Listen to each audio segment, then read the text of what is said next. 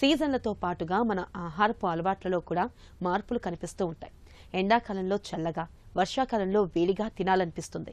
అలాగే ఈ చలికాలంలో నోటికి కాస్త కారంగా ఉంటే బాగుండుననిపిస్తుంది. శీతాకాలంలో మన ఆరోగ్యాన్ని బేషుగ్గా ఉంచుకునేందుకు మన రోజువారీ ఆహారపు అలవాట్లు ఎలా ఉండాలో, ఏం తినాలో, వేటికి ఎలాంటి ఆహారాలకు దూరంగా ఉండాలో ఇప్పుడు తెలుసుకుందాం.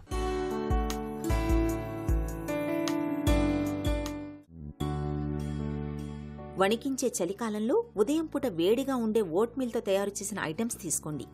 కూరగాయలు ఎక్కువ వేసి ఉడికించిన కూరలతో బ్రెడ్ టోస్ట్ కూడా తీసుకోవచ్చు. బ్రేక్ఫాస్ట్ తర్వాత జింజర్ టీ తాగండి. వీలైతే అందులో 1-2 తులసి ఆకులు వేసుకోండి. మధ్యాహ్నం లంచ్లో పొట్టు తీయని పిండితో చేసిన చపాతీలతో లేదా ముడి బియ్యంతో వండిన అన్నంతో, చాలా రకాల కూరగాయలతో చేసిన కూరలతో భోజనం చేయడం మంచిది. ఇక ఈ సీజన్లో సూర్యరశ్మి కాస్తంత తగ్గుతుంది కాబట్టి మీకు అవసరమైన vitamin D, omega 3 fatty acids సమకూరేలా చేపల్ని తరచూ తీసుకోండి. ఈ సీజన్లో నీళ్లు తాగడం తగ్గిస్తాం. అది డీహైడ్రేట్ చేయవచ్చు. కాబట్టి దాహంగా లేకపోయినా నీళ్లు పుష్కలంగా తాగాలి. ఈ సీజన్లో రాత్రి వేళల్లో తినే భోజనంలో నూనె వీలైనంత తక్కువగా ఉండాలి. భోజనానికి ముందర గ్రీన్ వెజిటబుల్ సూప్స్ తీసుకోవటం ఎంతో మేలు. రాత్రిపూట చపాతీలు తీసుకునేవారు నూనె లేకుండా పుల్కాలు తినాలి. అందులో పుష్కలంగా ఆకుకూరలతో వండిన కూరలు తినటం మేలు.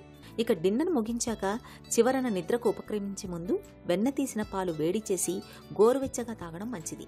ఈ నులివెచ్చని జాగ్రత్తలు చలికాలంలో మన ఆరోగ్యాన్ని భేషుగ్గా ఉంచుతాయి.